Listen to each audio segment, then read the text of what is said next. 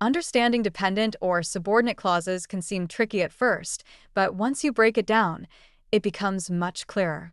Let's dive into it. A dependent clause is like a puzzle piece that can't stand alone.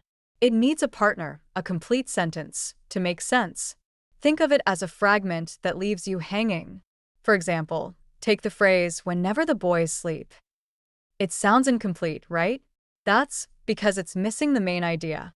It's like saying, "whenever the boys sleep, they dream of adventures." Now, that's a complete thought. So, what makes a clause dependent? It's all about the subordinator.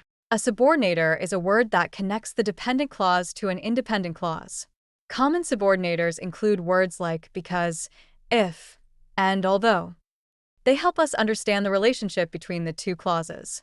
For instance, in because my sister loves cold drinks, the word because tells us why something happens, but it doesn't give us the full picture. We need an independent clause to complete the thought, like because my sister loves cold drinks, she always orders them at parties. Here's a tip. When you spot a subordinator, recognize that what follows is likely a dependent clause. This can help you identify parts of a sentence more easily. For example, in if you don't go, the word if indicates that we're not done yet.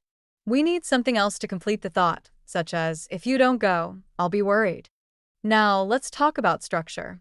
The formula for a complete sentence involving a dependent clause is simple: subordinate clause plus punctuation plus main clause. For example, whenever the boys sleep, they dream of adventures. The comma is crucial here. It separates the dependent clause from the independent one, making the sentence clear and easy to read. To practice, try creating your own sentences. Start with a dependent clause. For instance, although it was raining. Now, add an independent clause. Although it was raining, we decided to go for a walk. See how that works? You've transformed a fragment into a complete thought. Another tip is to look for common subordinators in your writing. Words like since, unless, and while often introduce dependent clauses. Familiarizing yourself with these will help you identify and use them effectively. Finally, remember that dependent clauses add depth to your writing. They provide context and detail, enriching your sentences. So, don't shy away from using them. Embrace the complexity they bring to your language. In summary, dependent clauses are essential building blocks of our sentences.